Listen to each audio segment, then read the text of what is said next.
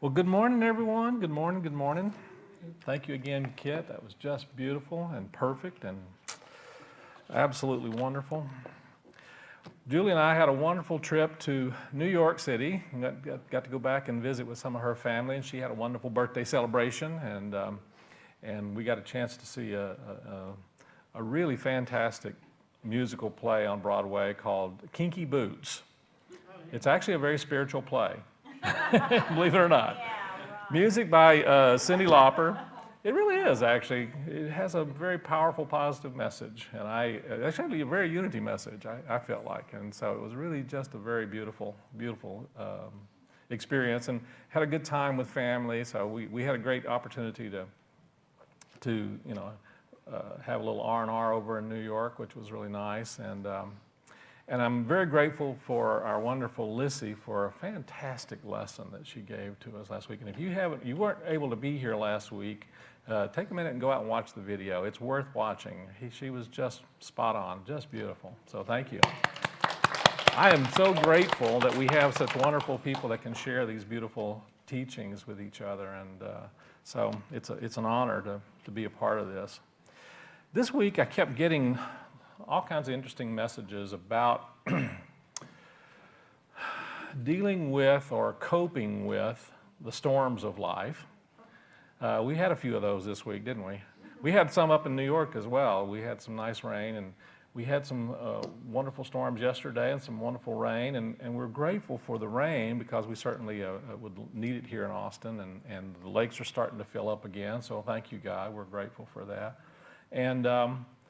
But sometimes the storms in life that we have of a personal nature are more challenging for us.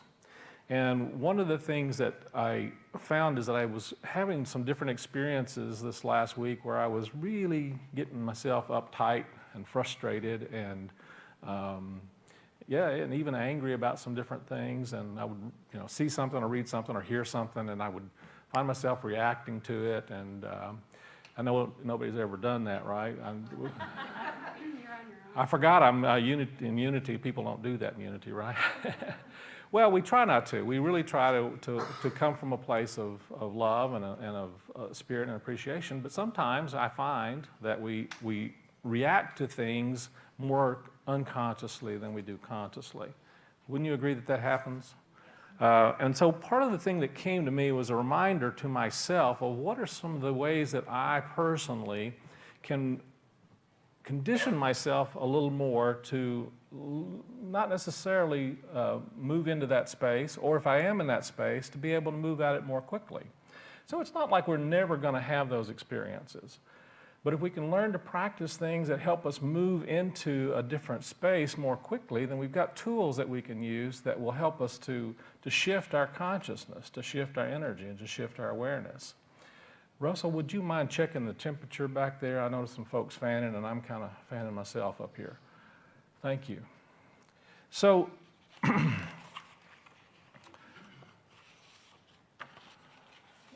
Unity in the Heart of Austin has a very powerful word in its name, and that is the heart.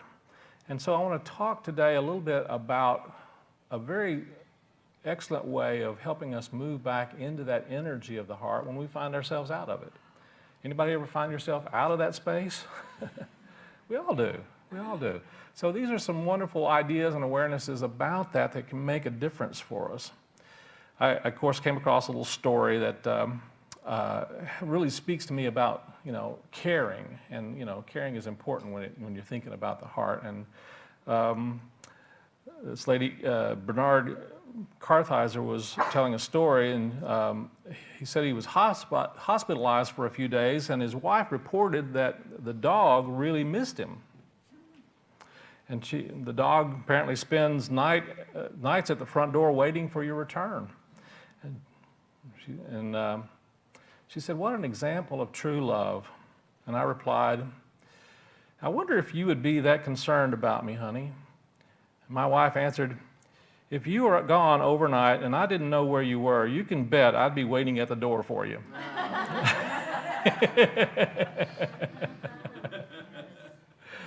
So that's one way of caring and one way of concern, but it's not necessarily what we're talking about or what we're looking for. In Acts chapter 28, verse 27, well, this people's heart has become calloused.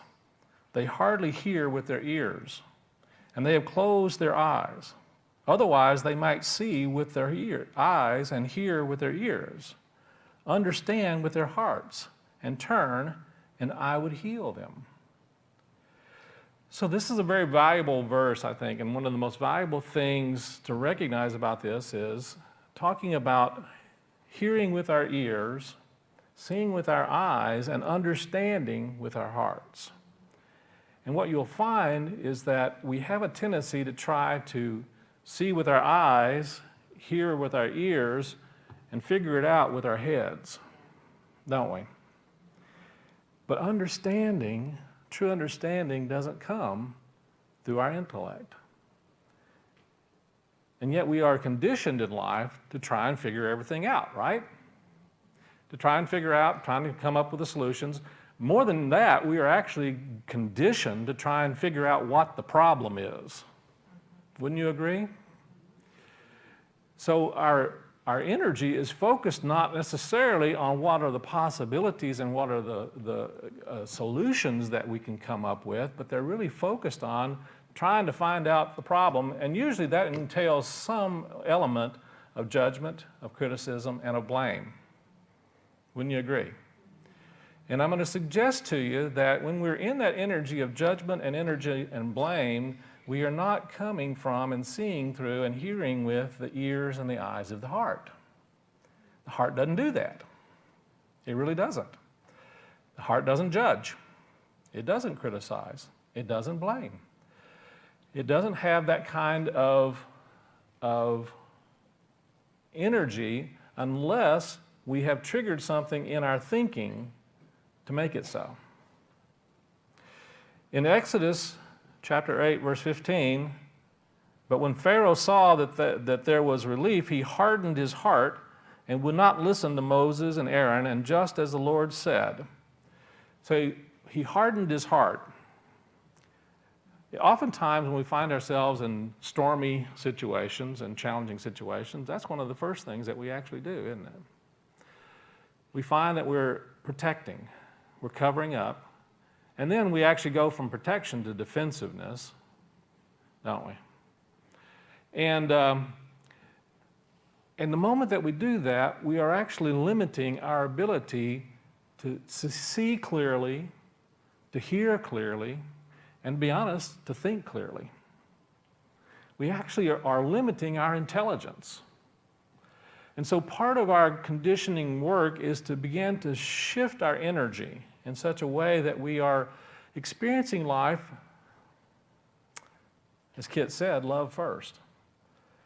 If we can't even get to love, though, first thing we have to do is get to at least awareness and acceptance and peace on some level. So I came across another story. There was an exasperated, obnoxious patient in the clinic, and where this lady was the office manager, and so she put up a sign that read, "If you're grouchy, irritable, or just plain mean, there will be a $10 surcharge for putting up with you." Well, clearly some people took this sign seriously, and one afternoon after a patient came to the counter and announced that I'm going to be seeing the doctor for the next 6 months, I'm going to pay my $60 up front. Sometimes we predict our ways that we're going to be in life, and we decide that we're going to be upset. Have you ever done that? Yeah. Have you ever looked at a situation and said, if this happens, I'm gonna, you know what I'm talking about, don't you? So what we do is we're setting ourselves up to respond to a particular situation and to predict how we're going to respond to that. And generally, that's not in a loving, positive way, is it? It's generally some negative experience or some response that's going to be at least experienced and seen by somebody as negative. Wouldn't you agree? So, came across this story. This is by an interesting little story by Max Lucado. And he tells a story in the book Applause for Heaven that he and his family had decided to go on. They were living in Brazil, and they went away for a while. And just as they were leaving, he remembered that he had left something plugged in, his ham radio, and he wanted to make sure that it was safe. So he went in, and wanted to unplug it so that if lightning struck it, like much of it did last night, remember, that it wouldn't fry his ham radio. So he ran in and he quickly grabbed the plug and pulled it out and took off. But what he didn't realize is the ham radio was actually sitting right next to his freezer. And he went in and he had just filled his freezer with meat and all kinds of fresh things, and he had actually unplugged his freezer. And they came back a week later. And he tells this interesting story about how he decided he was going to deal with the situation. He says, with tongue-in-cheek, of course, says, what is the best way to clean out a rotten interior? I knew exactly what to do. I got a rag and a bucket of soapy water and began cleaning the outside of the appliance. I was sure the odor would disappear as I buffed and wiped and polished. But when I opened the door, the smell was revolting. No problem. No problem, I thought. I knew what to do. The freezer needs some friends. I'd stink too if I had the social life of a machine in a utility room. So I threw a party and I invited all the appliances from the neighborhood. Everyone played pin in the socket and had a few laughs and limited warranties, laughed about limited warranties and such. And I was sure the social interaction would cure the inside of the freezer. But when I opened it, it stunk even worse. So I had an idea. If the polish job and the social life wouldn't help, I'd give the freezer some status. So I bought a Mercedes sticker and I stuck it on the door of the freezer. I installed a cell phone on the side of it, and I opened the door, and still repulsive.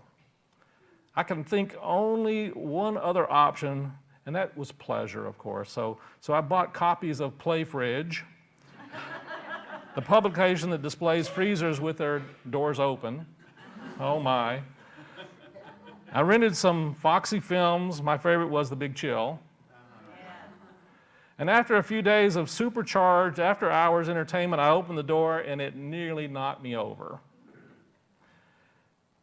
So the point naturally is, when you've got something going on inside of you, and whatever you do out here is not necessarily going to take care of it, is it? It's not going to necessarily change things. And so part of our work is to recognize that we need to shift things internally. We need to shift things in our own awareness. Thomas Carlyle, many years ago, I don't even know when this was written, but Thomas Carlyle, he says, it is the heart always that sees before the head can see. I want to repeat that again. It's the heart that always sees before the head can see. So I'm going to play you a short little video that I think really proves this point.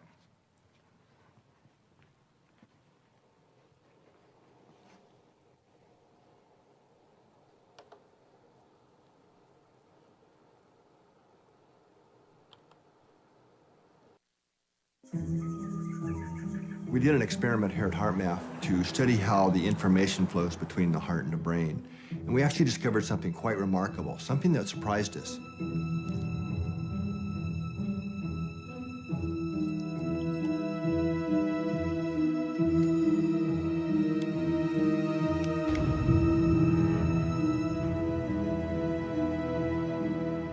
The participants in the study were connected to various sensors to measure their brain waves, their heartbeats, and so on. And then they were exposed to various images. Some were high arousal, like a car crash or a snake striking, while others were low arousal images, like bunny rabbits in nature scenes. The participants were asked to push a button. They then saw a blank computer screen for 6 seconds. The computer then randomly selected one of these photographs that it displayed for 3 seconds. After that, the screen went blank for 10 seconds. And they were prompted to push the button again, and they repeated this protocol about 30 times.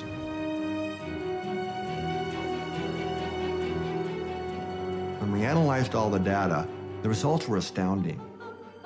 The heart seemed to know the images before the participants ever saw the images with their eyes. If the future picture was going to be one of the emotionally arousing ones, the heart rate started to drop about 5 seconds before the image was randomly selected to be shown on the screen. So nobody could know what this future picture was going to be.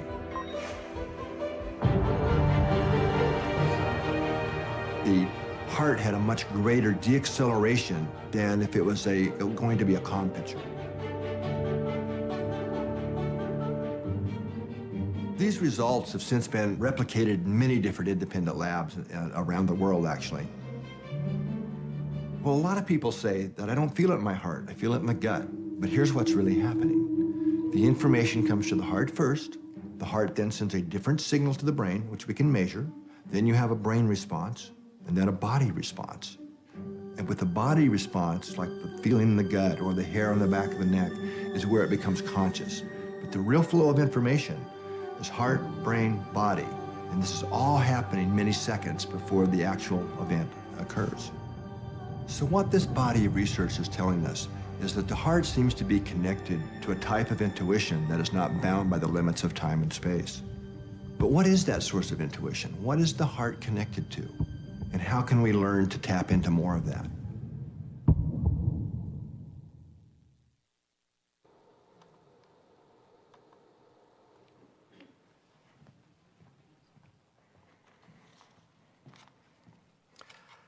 Thomas Carlyle wrote this.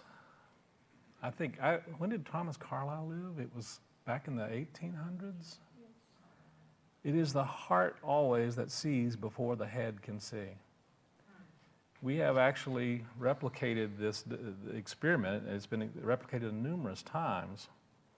And so part of our work is to recognize that our true awareness of what's coming in our lives is already recognized by the heart, even before we ever have a thought about it.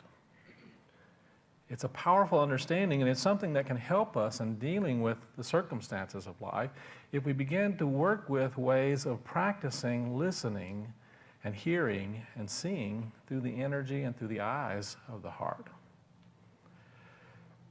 Robert Browning said, "The resting place of the mind is the heart, and where the heart lies, let the brain lie also."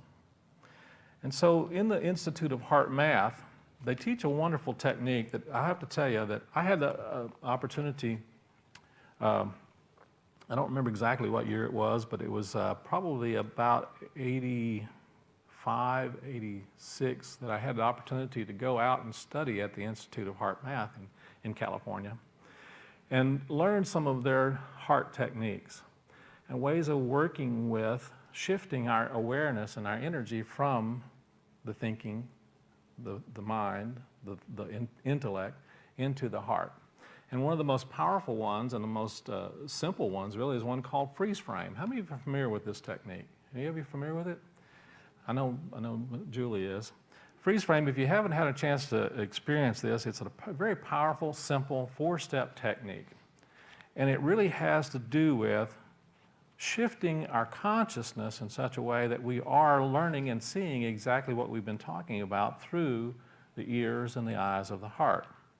And so one of the first steps that you do is I want to ask you to take a second and think about a particular stressful situation that you might be having in life or you anticipate having in life. And just think about it for just a second. Recognize the stressful feelings that come up when you think about that. And then in your mind, imagine or visualize that as like a movie. And in your mind, imagine that you're in front of a DVD player or a video player, and you just push the button and it freezes. And can you imagine just that image of that movie freezing? Just hold that for a second. And then the next step, number 2, is make a very sincere effort to shift your focus to the area around your physical heart. And pretend you're breathing through your heart space to help focus your energy in this area. And keep your focus there for at least 10 seconds or more if possible.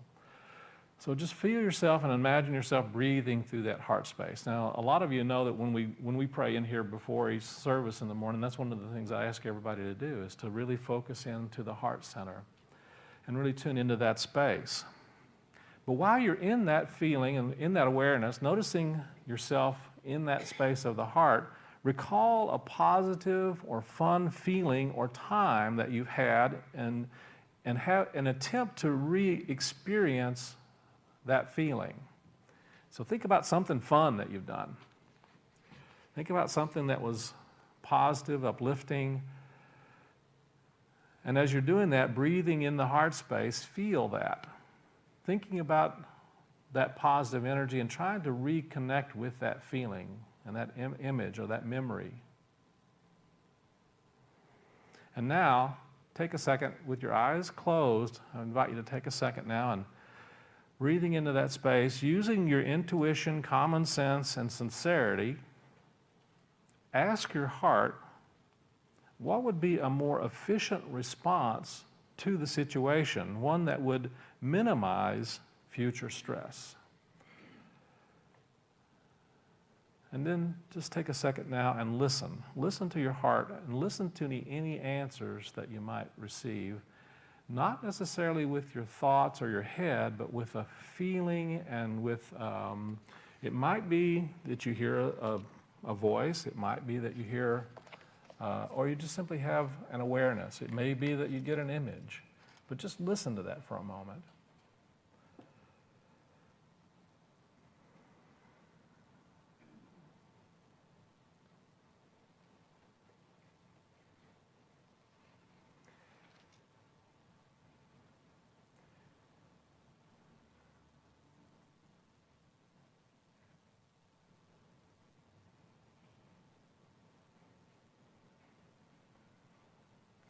Now, if you find yourself having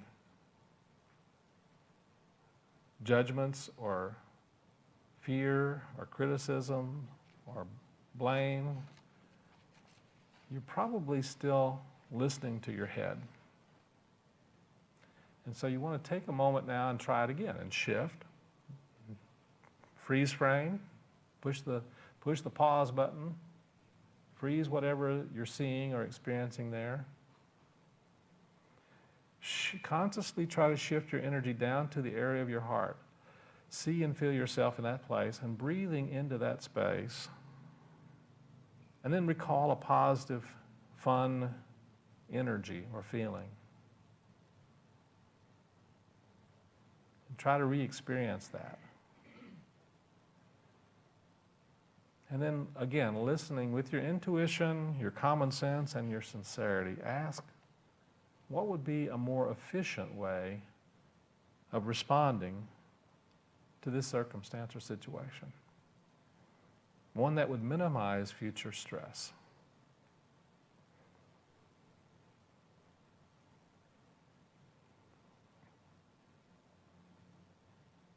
And then listen. Listen to your heart.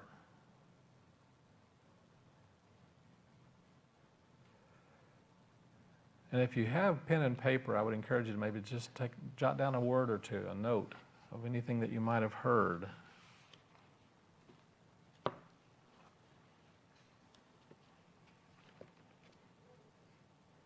And let your awareness now be back in this room, in this place, still seeing if you can stay and practice being in that heart space. Part of that practice is just learning to practice being in that feeling, that energy of the heart area, and breathing in that space.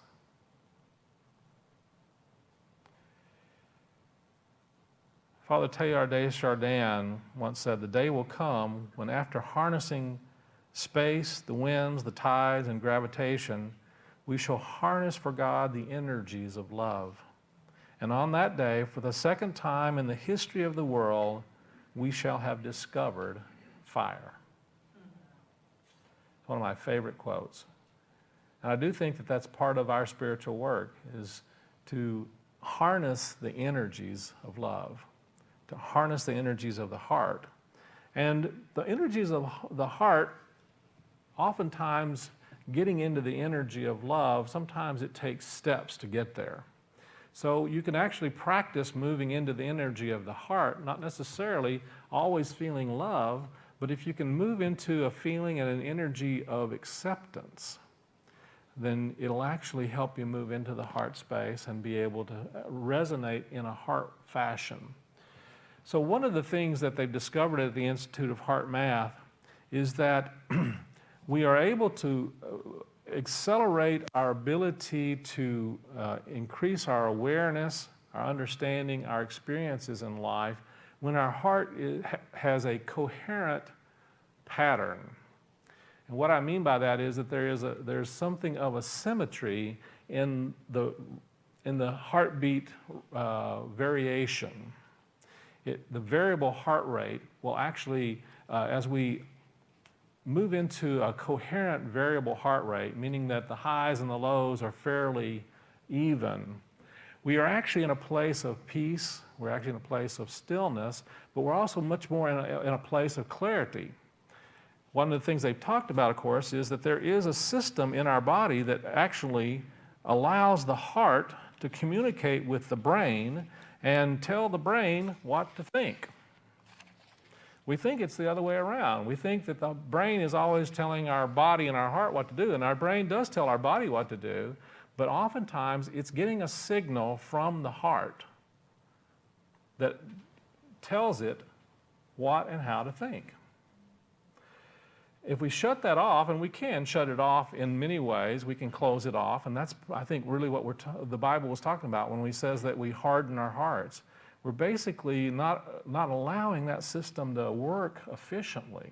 And so part of our waking up is learning how to shift back into that space where we can hear more clearly and understand more fully how this system is leading us and guiding us. So the sympathetic branch of the autonomic nervous system is like a biological wire that carries electrical impulses from the brain to the heart, adrenal glands, blood vessels, and other parts of the body. Its role is to speed up these systems. How active it is based upon our perceptions. So when we look out and see things, we make decisions or we make judgments about what we're seeing, and it will tell our body what to do about that. The parasympathetic branch of the nervous system has the opposite role of the sympathetic and acts to slow down or cool down the heart and other organs. Balance between both branches is essential for our overall health. And then the pathway that he was talking about, the baroreceptor system, transmits electrical information from the heart to the brain, allowing for two-way communication. And this is the only nerve pathway which, when stimulated, can alter perception in the higher brain centers. So one of the things that we're doing is learning that our heart, when we come from that space of openness with it and in coherence with it, we're actually training our brain how to think, and how to think in ways that are healthy, that are balanced, that are productive, that are allowing us to move into a space of peace, a space of awareness that is beyond the fight, flight, or flee syndrome. So, how do you deal with the storms of life? If you're actually in a place where you experience a storm, when you're in the storm, or you're anticipating a storm, oftentimes the biggest challenges we have is not so much when we're in the storm, is all the anticipation we have of it. When we think we're going to have that difficult conversation with our boss, or with our coworker, or with our spouse, or our children. If we can take the time beforehand to practice this little technique that we were just working with, to see things more clearly through the heart energies, what we'll find is we'll receive inspiration and guidance on how we can respond in a way that is going to create more of an energy and a response of peace, of acceptance, because we know what we put out is what we're going to also draw back. We're going to attract that back. And if we don't, then it gives us another opportunity to practice this even more, doesn't we? Because we can't control how other people are going to respond to us. We can only control how we're going to respond to what's going on both outside and inside. In Matthew chapter 5, verse 8, it says, "Blessed are the pure in heart, for they shall see God." We've been thinking about God for a long time, haven't we? We've been intellectualizing, we've been trying to describe God, we've been trying to define God for centuries. But I think a big part of our work is exactly what he's saying right here. Blessed are the pure in heart, for they shall see God. And my suspicion is that the very practice of seeing God is what helps to make us pure in heart, not the other way around. We don't become pure in heart and then we get to see God.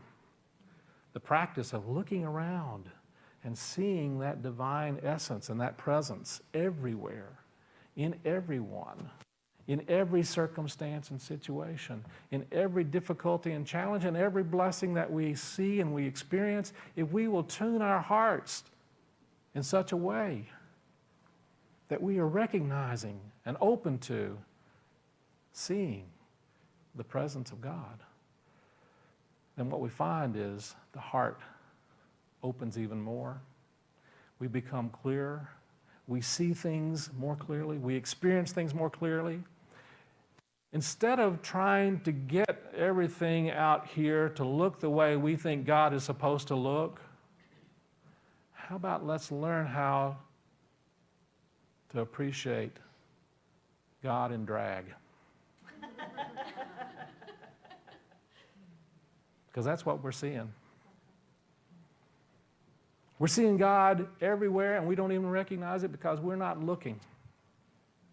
The more we look for that presence and that power in all the experiences of life, what we find is that heart opens up and we find that we experience life from a place that really does bring about even more good and more blessings. I love the Dalai Lama. He said, "This is my simple religion. There is no need for temples, no need for complicated philosophy. Our own brain, our own heart is our temple. The philosophy is kindness." That's his religion. Well, one of my favorite little poems is from Jack Ensign Addington, and I read this to myself over and over again, and I remind myself of this, and I like to use it a lot because it just speaks worlds to me. He starts off, he says, "He drew a circle to shut me out. Heretic, rebel, a thing to flout. But love and I had the wit to win. We drew a circle that took him in."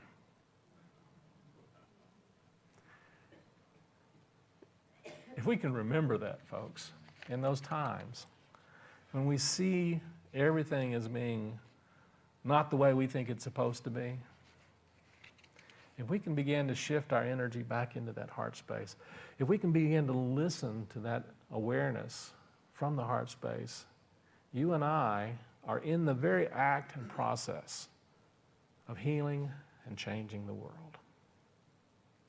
That's our work. We're called to do that, whether we realize it or not.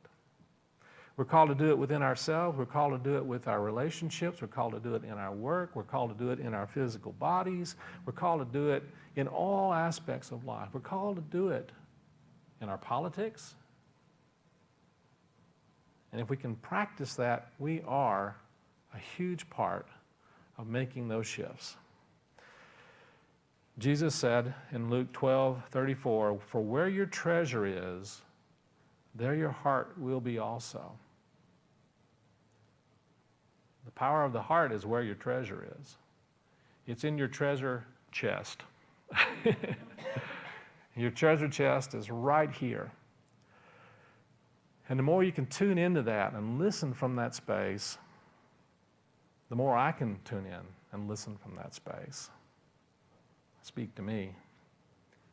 Then I know that I'm actually participating in healing planet Earth. So I want to close with one of my favorite quotes is from Antoine de Saint-Exupéry from The Little Prince. And now here is my secret, a very simple secret. It's only with the heart that one can see rightly. What is essential is invisible to the eye. It's only with the heart that one can see rightly. So I invite you to take time to practice this little technique. It's a very simple little technique, but I will tell you, it will begin to make shifts for you in life that you just had not dreamed possible. And so we're going to move into our meditation time, and we're going to go through this process again. And we're going to practice moving into that energy of the heart. And we're going to train ourselves to practice this in circumstances and situations that seem stormy in life. So I invite you to move into a comfortable place as we move into our meditation time. And take a nice deep breath. And as you breathe in and out, let yourself move into a place of breathing through the heart center. And then bring into your awareness some circumstance or situation that might be stormy for you, or that might seem like a challenge or difficulty, something that might be stressful, or even for that matter, a memory that might be hurtful. And in your mind's eye, see that as a short movie, and imagine and see yourself reaching up and just pushing the pause button on that movie. See it frozen. See it just a frozen image of that. And now, consciously and sincerely, shift your awareness down into your heart again, and breathing in and out of the heart. And just take a moment now to breathe in and out. And as you breathe in, count 6 counts. And as you breathe out, count 6 counts. And let's just breathe there for a moment.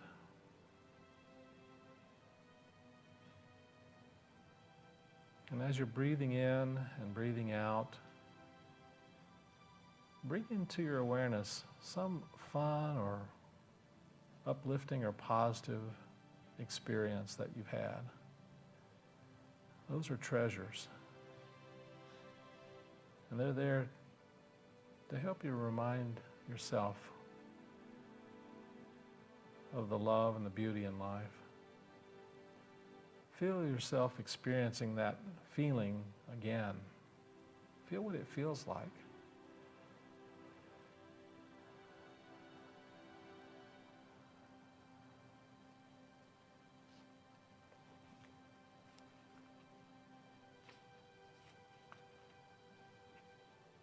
As you feel what it feels like, take a moment now and ask your heart, is there a more efficient way of responding to this situation or circumstance, to this experience?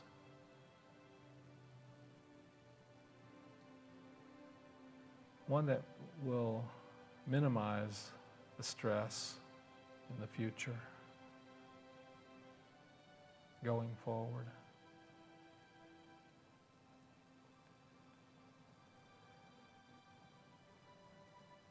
Continuing to breathe through the heart, and just listen now. Listen, as we say, to that still small voice of the heart.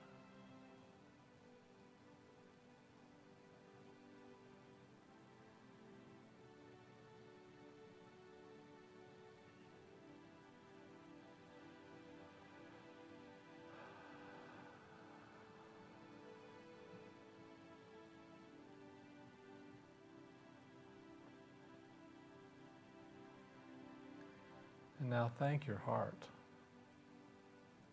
Even though you may not have heard anything specific at this point, know that your heart is listening to that question. And in just the right time and just the right way, an answer will come.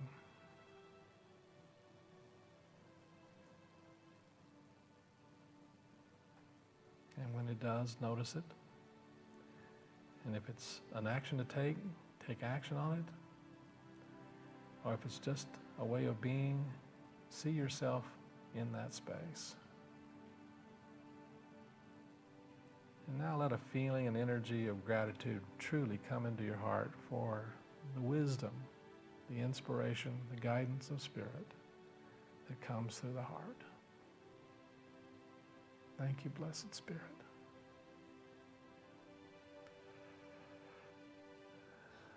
Another deep breath. Let your awareness be in this room, this time and place, and let yourself radiate that heart energy to all those who are here today, and let it radiate out from this space to all those who are not here, and also those who are on their way. And when you're ready, gently open your eyes. And so it is. Thank you, God.